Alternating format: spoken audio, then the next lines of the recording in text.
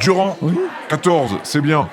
Caraïus, Ouais. 12, un peu trop fantaisiste, comme d'habitude. Grégory, Ici. 6, peut mieux faire.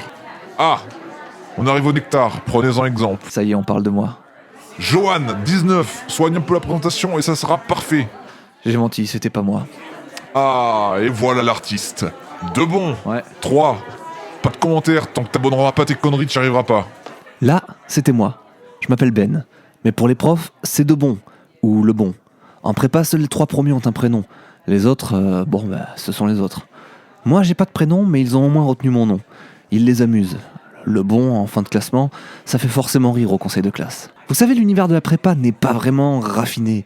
C'est une des raisons pour laquelle je me demande assez fréquemment ce que je peux bien foutre ici. 45 heures par semaine, le cul collé à ces chaises bancales, à écouter des profs plus ou moins légitimes débiter des trucs complètement incompréhensibles. Je ne suis pas dernier et je n'en suis pas très loin, certes, mais je ne suis pas dernier. C'est un point d'honneur auquel je tiens et qui joue beaucoup sur le moral. Mon truc à moi, plus que les maths, dans lesquels je ne brille pas vraiment, c'est la musique.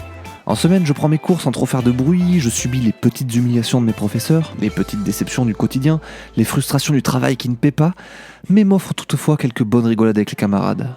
Le week-end, alors que les plus studieux rentrent chez eux pour rattraper l'éventuel retard pris dans la semaine, que d'autres enchaînent 2 nuits de pure débauche pour oublier tout ça, moi, je rejoins mon groupe et je m'en vais recharger mes batteries d'estime personnelle en donnant des concerts dans les différentes salles de la ville. Enfin un domaine où je suis un peu plus que rien, enfin un endroit où je suis un humain et non plus une machine, enfin un endroit où je me sens vivre, tout simplement. Alors la question qui brûle autant les lèvres des professeurs que celles de mes parents, que les vôtres et surtout les miennes, qu'est-ce que je fous ici ? Je pourrais tout simplement abandonner et faire autre chose, mais tout n'est pas aussi simple. La prépa, ce n'est pas nul. Ce n'est pas bien non plus, mais c'est justement cette difficulté à trancher qui m'a fait réfléchir au cours de ces 2 années. Alors dans la suite de ce récit, je vais vous parler de mon parcours car je n'oublierai jamais toutes les questions que je me suis posées avant, pendant et après. Juillet 2008. Après 3 années sympas dans un bon lycée public, travaillant sérieusement mais pas trop non plus, faisant la fête mais pas trop non plus, j'ai eu mon bac S avec mention bien mais pas très bien non plus. À seulement 2/10 de la mention supérieure, j'étais terriblement déçu. Depuis le collège, je n'avais jamais quitté le podium et je trônais même assez souvent à la première place. Je m'étais donc fixé comme objectif d'avoir mon bac avec la mention très bien, pour pouvoir toucher des bourses supplémentaires et quelque part pour pouvoir m'en vanter aussi. C'était trop tard pour regretter, et puis se plaindre de n'avoir eu que bien, c'était pas cool vis-à-vis de mes potes qui ne l'avaient même pas eu. En même temps, j'étais dans un très bon lycée et je n'avais donc aucun pote qui ne l'avait pas eu. Bref, j'étais enfin en vacances et je savais ce qui m'attendait à la prochaine rentrée.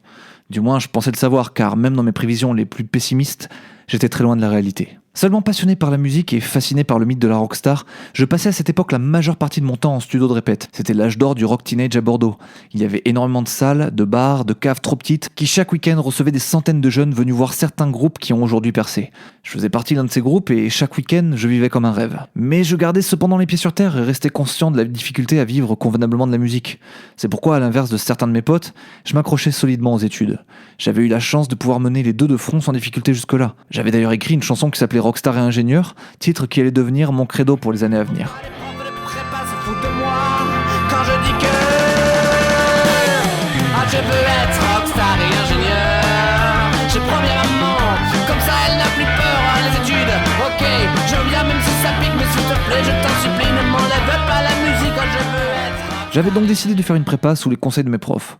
C'était le chemin qui m'ouvrirait soi-disant le plus de portes. Et vu que je n'avais pas trop idée de ce que je voulais faire plus tard, ça me convenait. J'avais donc 2 mois de vacances avant d'entamer cette parenthèse sombre de ma vie.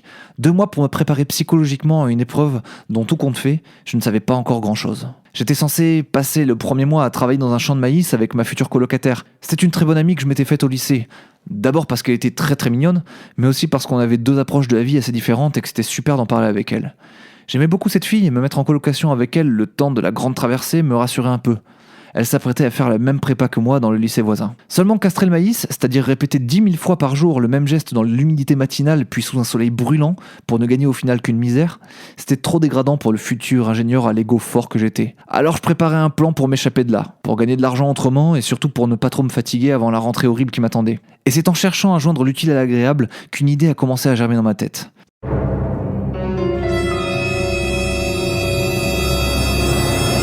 3 jours plus tard, après une étude de marché auprès des autres travailleurs du camp, je rompais mon contrat. Je disais adieu à l'enfer agricole et à ma condition d'esclave. Désormais, je serai mon propre boss et je travaillerai où je veux, quand je veux, pour un salaire un peu plus convenable. De retour à Bordeaux, j'ai mis à exécution mon plan et sur une vieille toile de peinture récupérée dans l'atelier de mon père, je calligraphiais la devise de mon entreprise. Ben le Jukebox présente son menu. Choisissez votre chanson, suivie d'une playlist de 20 titres différents, soigneusement choisis pour attirer l'œil et l'oreille de mes mécènes les touristes. Le jour suivant, me voilà sur la côte, guitare sur le dos, panneau sous le bras. C'est dans l'allée centrale de Lacanau que j'ai fait mes premiers pas. Je m'installe lentement sous le regard intrigué des passants qui lisent déjà le menu, la housse de guitare grande ouverte, et je me lance. Demandez votre chanson!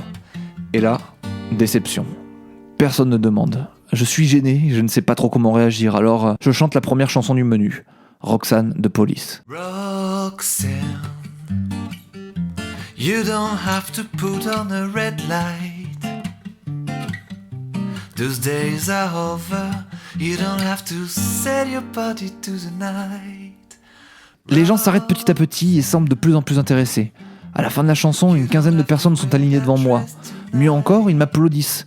Et déjà quelques pièces tombent dans ma housse. Oh là, ça y est, la recette fonctionne. Je me demandais comment je vivrais ce premier contact avec la rue et si j'oserais m'imposer. Et surtout si ça marcherait en fait. En quelques minutes, toutes mes questions trouvent leur réponse. Je passe de 6 € par heure dans des conditions horribles à tailler du maïs à 50 € par heure dans des conditions paradisiaques. C'est donc ainsi que je passe le dernier été avant la descente. Au soleil, payé à faire sourire les gens grâce à ma passion, sans horaire et sans patron. Mais je connais la tragédie de la cigale chantant l'été. Je sais qu'il me faut assurer l'hiver. Je sais qu'il va falloir aussi faire des sacrifices, réduire au maximum les activités extrascolaires, réduire mon temps de pratique de la musique, mes sorties, j'ignore seulement à quel point. Mais la réponse ne se fait pas trop attendre, car avec un été aussi mouvementé, la rentrée arrive vite. Trop vite. Roxanne, you don't have to put on a red light. Roxanne, you don't have to put on a red light.